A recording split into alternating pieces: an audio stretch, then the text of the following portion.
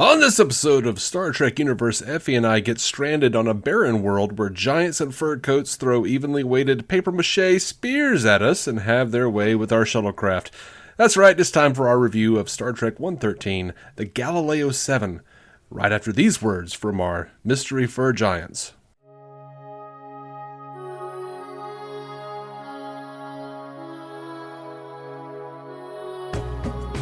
Welcome into Star Trek Universe, a podcast usually with two fellas who grew up together watching all the new Star Trek and talking about it. This time it's me and my friend Effie, and Effie has not seen any of this. You haven't seen anything. I've no clue.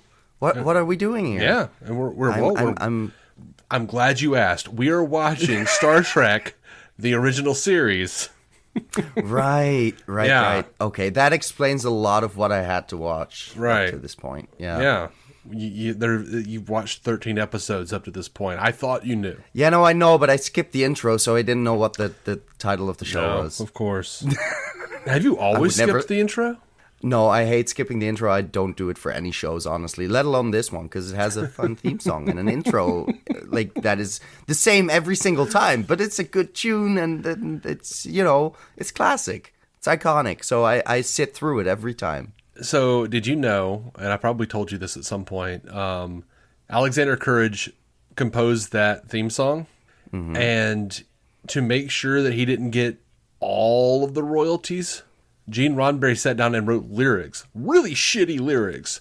To the music, just to make sure he had a co-writing credit and got half the royalties.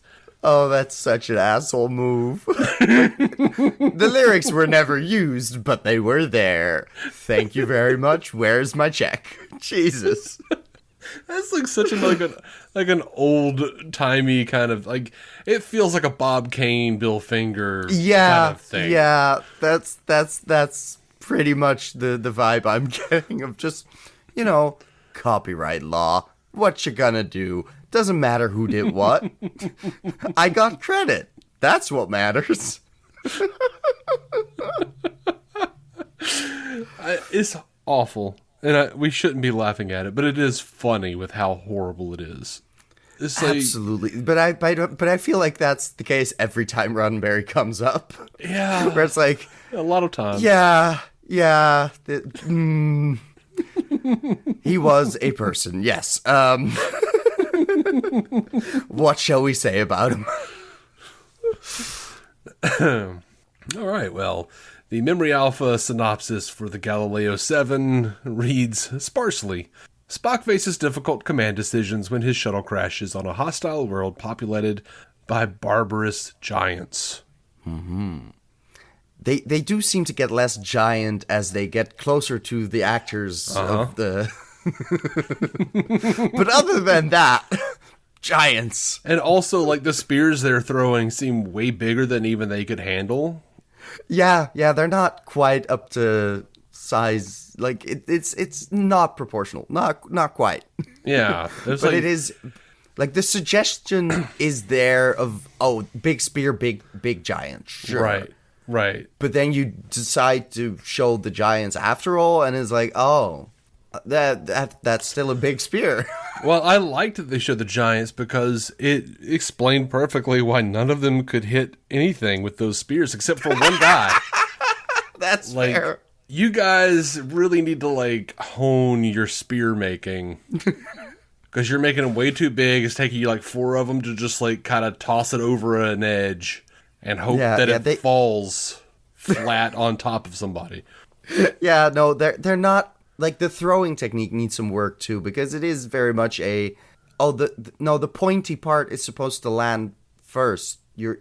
No one went through javelin throwing in high school. That is that's the issue. The educational system on the giant planet needs to be reformed. Yeah, and I love that just random shields were just falling. Just big skin-made shields or just tumbling down the rocks. Yeah, I was just throw a rock. like what is why the leathery, like don't you need that for something? Yeah, you would think. And then they could, they did throw rocks, and Yeah, eventually. They just kind of stumbled down, like, they weren't aimed, like, it didn't feel like, and... No, but they were too heavy to really aim, of course. They had to just sort of roll down the hill, and then Spock had to, like, drag himself under it to oh no, it hit me, just stay here, rock, don't move. I cannot move this rock, somebody help me. yeah well, he had to hold it on because there was there was a stiff breeze that was going to push the styrofoam away. Basically. Well, okay, so I think we've culled most of the low-hanging fruit. Absolutely, yeah. Got to get that out of the way at first. Like, it's practical effects, sure, but it has its charm, and it is still, like, they went through a lot of effort just to build all of that stuff. So I like it doesn't detract from my enjoyment of the episode, really. It doesn't. I think, in fact, in some ways, it enhances it for me. Yeah, no, I get that. It kind of turned into a bit of a giggle fest for me. I mean, I've seen the show a million times, so sure. I'm like, yes, Galileo 7. I know exactly what's going to happen when I watch this thing. So what were some of your positives? What did you think of this show, this episode overall, Effie? I'll just ask it that way. It was a very Spock-centric episode. Of course, it's all about his version of command, and they're delving more into the frustrations that being purely logical can give rise to. At the same time, I must be fairly logical because I was consistently annoyed by the guy being like, show some emotion, man. And I'm like, God, the guy's dead. He's making the tough calls. That's kind of what his job is. Like, what do you want him to do? Weep at his grave for 15 minutes before we move on to fix the ship. But yeah, no, there's some racism still within the crew, I guess. Yeah. But it was a neat exploration. At the same time, the twist of he made an emotional decision to me felt like no, he had a choice between burning up faster in the atmosphere and having a chance, even a very slim one, and having pretty much zero chance. Mm-hmm. So odds are better than no odds. So I'm fine with that being logical. I'm absolutely fine with that not being an outburst. It was, of course, in the firm denial and the suddenness of making the decision without any, preparation of the crew or maybe we should talk about this. None of that. But to me, it felt like, it was the right call. Like, you were gonna die anyway, so might as well make a big flashy festival of it. Like, jeez. You logically reasoned that it was time for an emotional outburst. I wouldn't put it that way, but essentially, yes. I do pretty love much. that. Yeah, do something desperate. Yeah, that was a good line, but also like, no, something desperate can be the best choice. Like, why are we so dumb about this? Now, what I do hate about that line is, well, right afterward he says, "You're a very stubborn man, Mr. Spock," and Spock goes, "Yes," and yes, sir. The whole crew laughs so uproariously for so long. Oh God, it feels like bullying at that point. Where it's like, come on, have we no better jokes in this part of the universe? No. Like, I'm sitting there going, like, I literally was just like, they are bored shitless to be laughing like this at this joke. There's not been anything funny in like 3 years on this ship. Like, God. It was very much okay, guys, we need to end the episode lighthearted, so everyone just laugh. No, give me more. Bigger. We're on tiny screens. People have to be able to tell that you're laughing. Really sell it. Yes, more. And they keep going, and it's so outrageously huge laughter where I'm like, come on. I have belly laughed. I have never quite hit this level of fun, I guess, in my life. Now I feel sad. Yeah, you've never just laughed and laughed and laughed, and then looked back at I someone have, and laughed but not some like more. that. Yeah. Like, oh, look at him. He said a funny thing. So now when I see his face, I cannot help but be reminded of my laughter. Yeah. It was an do hate interesting that scene. choice. I do hate that ending. It lasts so long. It's so bad. I'm fine with him saying yes, and Yeah, it's funny. maybe a chuckle But or then, a smile. then having 20 seconds of going to the wide shot of everyone laughing, that's a bit much. Mm-hmm. Like, why are we still just cracking up? I love watching Spock's logic fail him in command to some degree. Yeah. Like, I think it's a cool little learning experience for him where he's like, I'm doing everything right and still 2 guys have died, Yeah. But I hated how Boma and Gaetano and even McCoy team up against Spock. And McCoy, Yeah. McCoy will I can understand because he openly does that with Jim to some degree. Kind of. To an extent. Yeah. Less so, but yeah. But McCoy and he and McCoy are closer to equals. But I did feel like McCoy shouldn't have said so much in front of the other people. Right, because he does have that seniority where it's like, oh, now it's okay for everyone to just shit on the command. That's not quite wise in any... if you want to give private counsel to Kirk, that's one thing, but you don't have that same sense of familiarity with Spock of the we go way back, and you're doing it in front of the group. If Gaetano hadn't been killed, he and Boma should have been kicked out of the service as far as I'm concerned. Yeah, because the way they were acting, I was like, bullshit. thank fuck everyone's dying because, we need to lose some weight, so we're avoiding the ethical dilemma here. Well, it's 1960s television, so I'm, immediately proud of them for not killing Boma because he was a black guy. And fair enough. fair enough. I hadn't thought of that yet, but now that you mention it, good point. Good point. Yeah, and he was at least as much of a dick as the white dude.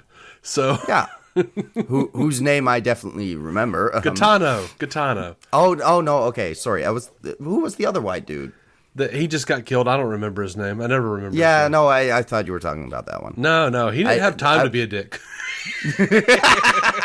That's fair. He died a non-dick because he didn't have the time. That's right. Yeah. But Spock was absolutely right about, one, not wasting time or energy on burials and funerals. Yeah. There are giant creatures out there. It's a proper thing to do, but Jesus, if you're going to get killed over it, it's not really worth the hassle. And then I'm a little aggravated. It's kind of neat to see Spock kind of see that, look, they need, for morale, they need this. Closure, whatever. Okay, go ahead. Go ahead and do it. And then go so far as to, stick his own neck out by, going to try to retrieve Gaetano and bring him back. And brings back, if I were Spock, had that been me, I go out there, I see his dead body, I come back and I'm like, couldn't find him, y'all. Or I'm like, he didn't make it, guys. He didn't make it. I found some blood and a piece of his uniform, and that's it. And, here's a ripped piece of. And because logic says that y'all are stupid, and that would have made sense. But he's an emotional guy there. Yeah. I do like how McCoy just assumes Spock wants command, and Spock's like, that's not what I'm into. Nope. No, I don't need that job. Why should I is this a human thing of just wanting to get up the ladder as far as you can? I want to look through my little viewfinder and my little viewmaster, and I always think of that because when I was a kid and I'd watch Star Trek, I would pretend my little viewmaster was Spock's thingamabob, and I would look down into it. That makes sense. And I would be like, sensors indicate I'm hungry, mother. No. I'm sure that was appreciated. Oh. I mean, I did act like Spock and have fun with it, but I didn't say that, I don't think. Let's hope not. We might be unearthing some traumas there that we don't need to get into. I've had enough of that. Yeah, it's been a Thanksgiving week. Come on. Mm-hmm. By the way, I loved Scotty not questioning Spock at all. Like, right? Yeah, he was just like, "I'm here to do the job. Let's do the tech stuff." He's like, "Oh, absolutely, Mr. Spock. Do. You know what? Let me have all your phasers and I can charge her right up." Awesome, Mr. Scott. You are the shit. Like why wouldn't you give up your phases for that? You want to kill some giants while we're out here and have zero chance to escape? That's not useful. And while he was wrong, and miscalculated what the fur giants would do, and that they would have an emotional outburst. I mean, I did like this, that Spock was like, I mean, they don't know us. They're freaking out. We're not going to kill them. Yeah, there's no reason on first contact to be like, let's kill these motherfuckers. Right. That to me was like, oh, you're very trigger happy, Jesus. Mm-hmm. So in that moment, I was also on Spock's side of just, but why not be a bit more compassionate? Because they were gonna have that emotional outburst if you shot their friends as well. Mm-hmm. Like that would have been far more predictable. Yep. So really, what would you have us do? Kill the entire population? Because that's not going to happen. The underlings are underlings for a reason. They have some learning to do or dying. And they need to shut up and let yes, let it happen. Just please figure it out, Jesus. Let the Grim Reaper, come and ensconce your weak soul. You sniveling Starfleet officer that somehow got this far up in the ranks. Yeah. God knows how, but they were there. No. Okay, so let's talk about Kirk. Yeah, that part is also there in the episode. And I did like the extra world building of having a high commissioner suddenly with a different costume. And that was a nice addition. Yeah. So I get that Kirk has orders or whatever to study any quasars or quasar-like phenomenon. But they're also carrying vital medical supplies for this New Paris plague victim thing. Seems like maybe they should get to Marcus early just in case the ship they're rendezvousing with gets there early.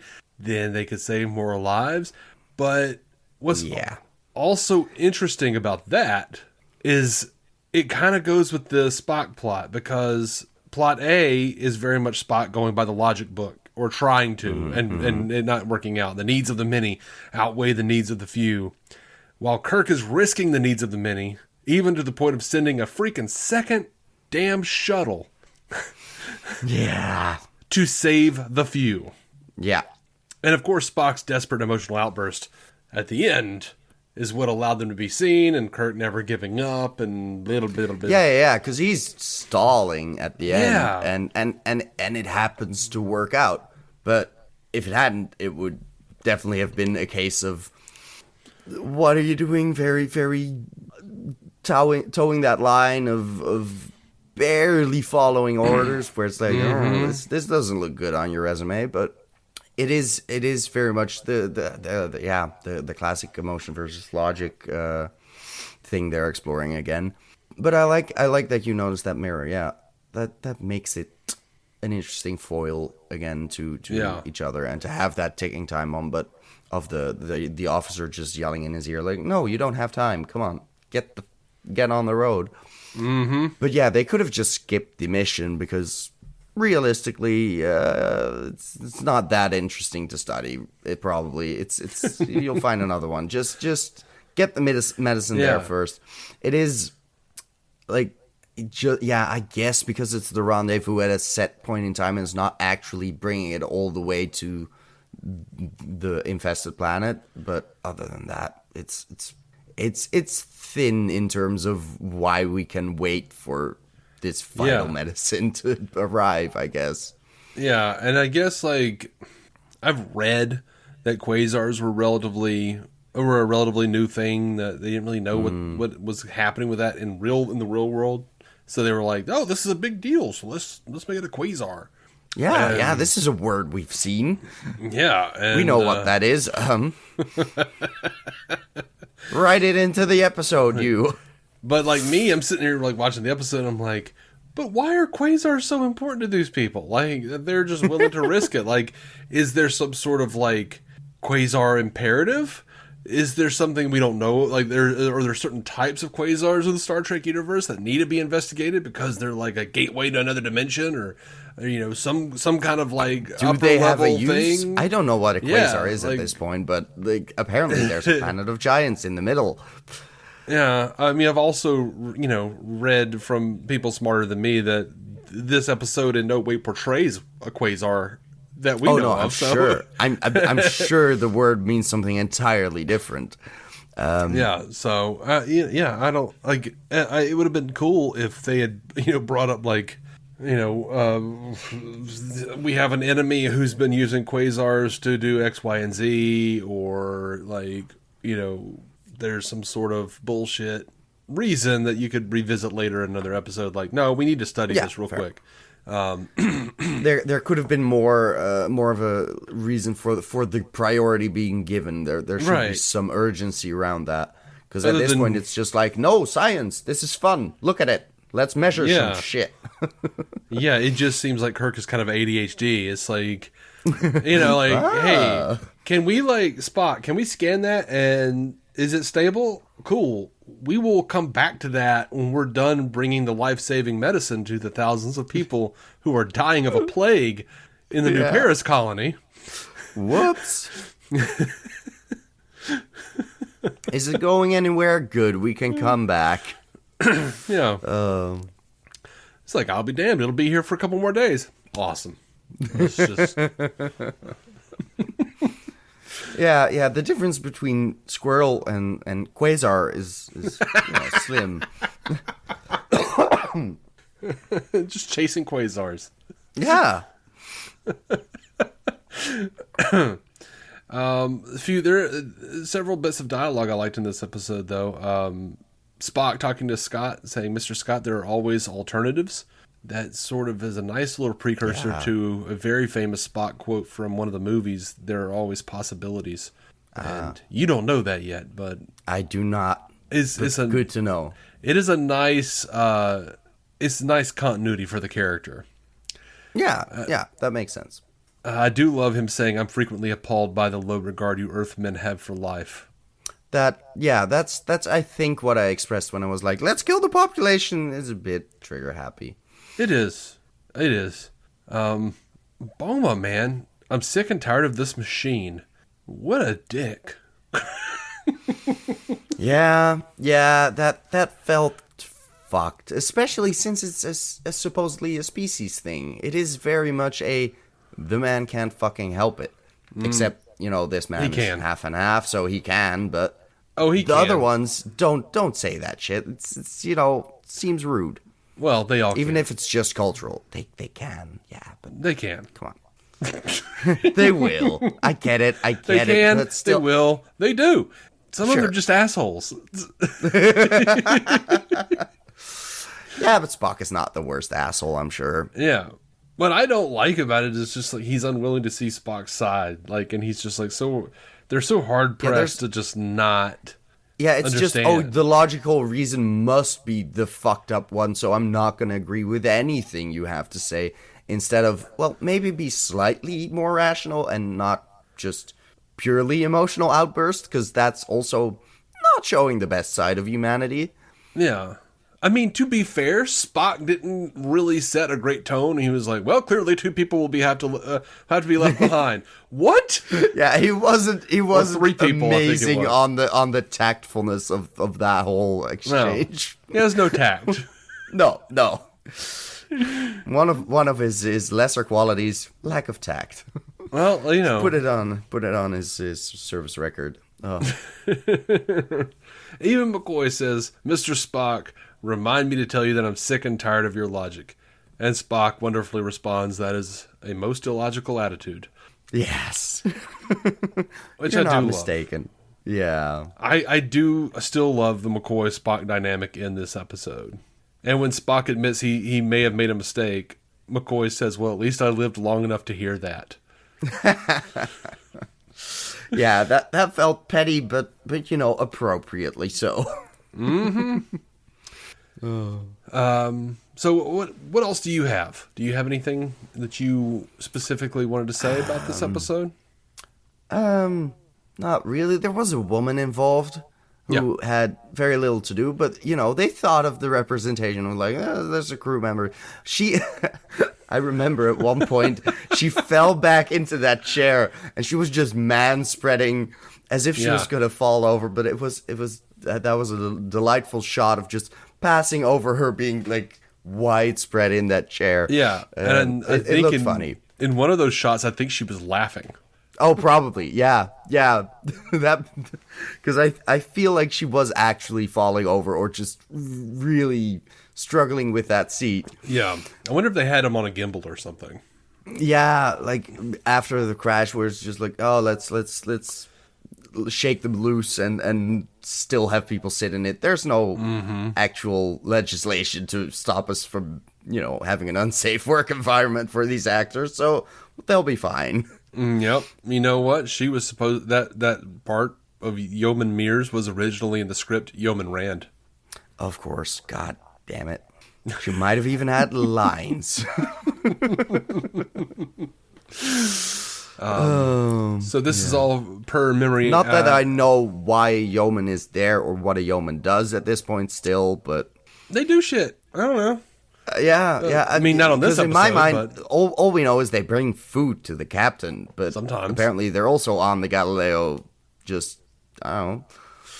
Yeah. I'm also very curious about because this is the first time I recall seeing the shuttle bay and the shuttle itself, which I have access to the enhanced stuff on Netflix, so I have no idea what that looked like in the original version.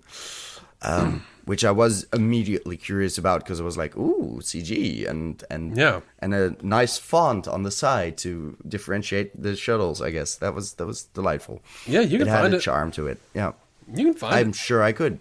I just haven't yet. They have comparison videos all over YouTube. That makes sense. I'll look into that. It doesn't look terrible, honestly. Oh, good. Now, like the planet, the quasar, and like them igniting all of that looks pretty rough. I'm sure. But it's also CG from a while ago, so it's still gonna look slightly weird anyway. So we're all fine. Yep. I'm looking at the original Murasaki, and that's a different quasar. Yeah. Looks better in some ways, honestly. Yeah, sometimes that happens. Yeah. Oh, that's a waste. Dang it. They must have figured out what a quasar was in the meanwhile. Oh, yeah. But between 1966 and 2006, yeah. There may have been a couple of like, oh, we call this a quasar and it looks like a nebula. Fuck, let's change it. But it is prettier. At least they had the foresight in the show, in the script, to be like, we have to study all quasar and quasar-like phenomenons. Things that seem like sort of similar-ish. It's kind of a quasar thing. Yeah. We don't have a name for this yet because it's sci-fi. Well, yeah. This, according to Memory Alpha, Leonard Nimoy struggled with his role of Spock in this episode because in many of his scenes he had to account for the absence of Shatner. Nimoy later recalled, I experienced it as a failure. Put into the position of being the driving force, the central character was very tough for me. Aw. Did you get any sense that he was struggling here? No, I thought he was just on point. Like he had the like, I'm sure it was a pressure of a kind, but I don't think it really showed in his performance. His performance was as cooled down as it usually is. So I wasn't like overly concerned. Maybe he just read the script and was like, I'm not sure about taking the lead, but I noticed he put his closed fist on his hips a lot. and that was kind of weird. But I don't know. I didn't even notice that, but even that is like, well, he was under pressure. Sure, he has those emotions to keep in check. That's fine. I will do that shit all the time, and then remember how weird it looks when I see other people doing it, and then like put my hands down. I'm like, no, I don't need to, like Superman, Phyllis Douglas returned as one of the space hippies in The Way to Eden. That's a future episode for you. That does not help me, but sure. No. I was like, do I know this? What? Who? But I included it because the next part of this was the bit about Yeoman Rand. So apparently John Crawford, the guy that played the space commissioner or whatever, the galactic high commissioner. that one. Yeah, sure. In an interview in Starlog magazine said that he had a very unpleasant time in his scenes with Shatner on the bridge. Well, the dude was phoning it in the whole time. He was just sitting over there going like, clock's ticking, Captain. Yeah. Now I'm going to storm away with my short cape. Yeah, he had nothing of interest to say. He was just there to remind us that they had to leave. That's all he said to Kirk. So he was just there to be the space dick. Yeah. So of course it wasn't a pleasant experience. You were being a dick. Yeah. So the producers liked Don Marshall as Boma and intended to bring the character back, but by that time Marshall was already signed with Irwin Allen to co-star in Land of the Giants. Sure, I don't remember that, but sure. the pertinent issue being they were going to bring Boma back. Yeah. Oh, it was a good performance. It was fine. Yeah. Could have been interesting to have another recurring character. Interestingly, though, in the novel Dreadnought, it is stated that Mr. Scott demanded and got a court-martial against Boma due to his insubordination towards Spock in this episode. And according to the novel, Spock had not mentioned anything about Boma's attitude in his own report. Oh. And as a result, Boma was discharged from the fleet. I would have loved for that to have been canon, because the whole time I'm sitting there watching it going, I'm like, Boma needs to go, man. He doesn't need to be a Starfleet officer. Oh. So this episode establishes that there is more than one transporter room on the Enterprise. Kirk clearly uses the plural transporters, and all the other episodes only the singular is used. And Ferris is called Galactic High Commissioner because the name United Federation of Planets had not yet been created. 2 years later, the term Federation High Commissioner was used instead. I'm sure we'll figure that out when we get there. Yeah. Lots of jargon. Yeah. I don't know the difference between a Galactic High Commissioner or a Federation High Commissioner, but they're all assholes that Kirk has to deal with at some point. Sure. And like if it ended up being a Galactic Federation or what was the eventual thing they landed on? Oh, Federation High Commissioner instead of Galactic High Commissioner. Yeah, okay, but the organization... This is the United Federation of Planets. Okay, so they dropped the galactic shit altogether. Sure. Yeah, okay. Like there's the United Federation of Planets, of which Starfleet is an institution within. Right. Yeah. I'm slowly learning. Yeah, they were too at this point. They were too at this point. They were making some shit up. I get that. Yeah. By the way, we got a little bit of feedback to close out the episode. Ooh. It's always a surprise to me. I like that. Don't tell me shit. I love it. Tired and Old Lord Magnus over on Twitter. A good name, sir. A good name. When I met him, he was just Lord Magnus.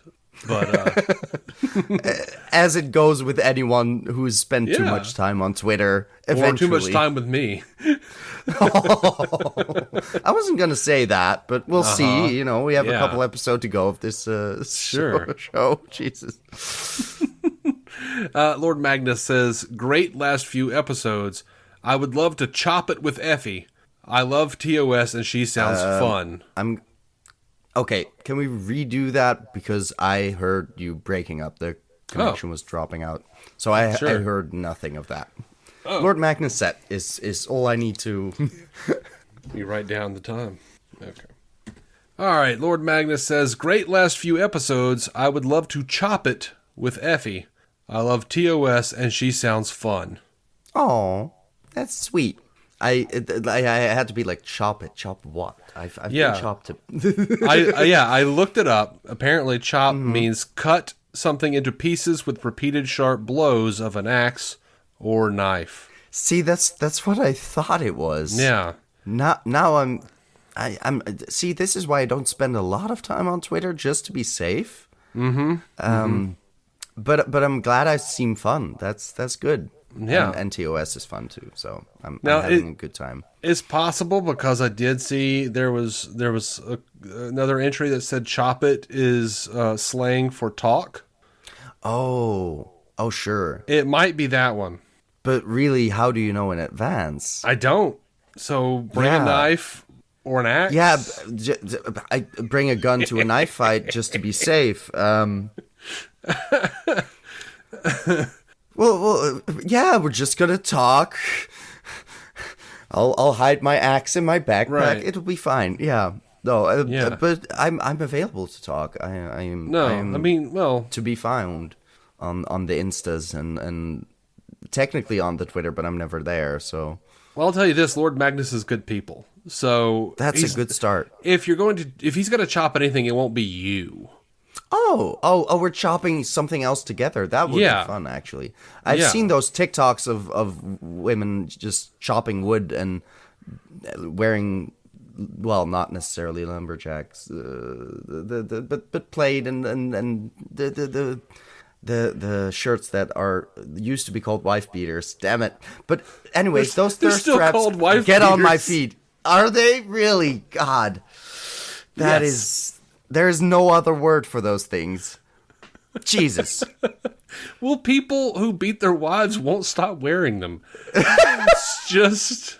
Maybe that's the issue. Yeah, let's change that first. You know what? I like to know them when I want to see them coming. I'm good. Just... Okay, fair enough. The point being, lumberjack thirst traps are like... I could get with that, making that kind of content. Let's chop it. All right. Meanwhile, I'm over here. An axe. Meanwhile, I'm over here going like, I say, that man's coming over here wearing a spouse slapper. Oh, that's a good alternative. Yeah. Anyway. Yeah. Let's keep it to consensual slaps of spouses.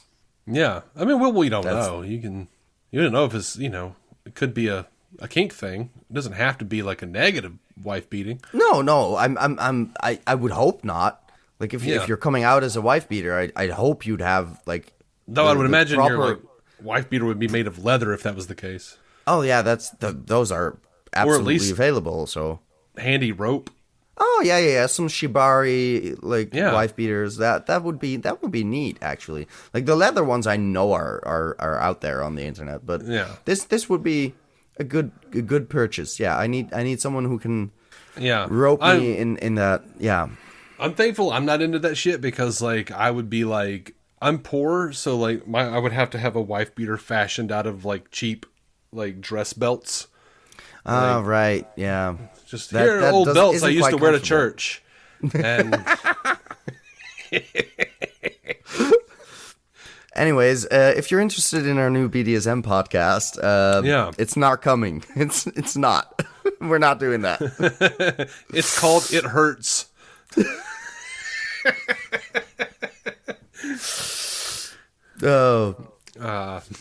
Anyway. That's it. That's all for this episode. I encourage all of you to write us messages. StarTrekUcast@gmail.com. It will get us chasing some quasars. So in that sense, it's good conversation starter material. Yeah, mix it all up with them quasars and quasar-like phenomenon. Let's chase some quasar-like phenomena. Not the actual quasars. Those are, thoroughly chased. Yes. I just had a terrible thought. Yeah. Oh no. That's always a good sign, people. Well, look, I mean, clearly we're a LGBTQ friendly podcast, but I would hope so. Now the Q has to stand for quasar. I'm sorry. as representative of the community, I'm okay with that, really. Some people are just more gender quasar than they are gender queer. Right. And the plus is the quasar-like phenomenon. Yeah. It is the LGBT quasar and quasar-like phenomena. And it makes sense. It just makes sense. Right. I feel good about where this landed. Yeah, I'm very happy this is what got us. All right, y'all. Bye. That's also an LGBTQ. Bye. That one's in there. Yay! You flipped it around on us. Well done. I did. I'm more inclusive. Mm-hmm. I made it work. No bi erasure here. Just quasar erasure. Until next time. What was it? Joel Untrue. So long, yeah. I almost said keep some DC on your screen, damn it. Joel Untrue, live long and prosper, and of course, eat a dick, people. Eat a dick. Thank you for listening to the Star Trek Universe Podcast, a Stranded Panda production. If you'd like to hear more from David C. Roberson, check out the DC On Screen podcast or maladjusted.tv for his web videos. If you'd like to hear more from Matthew Carroll, check out the Marvel Cinematic Universe podcast or listen to his music. Just search for Matthew Carroll anywhere you get music.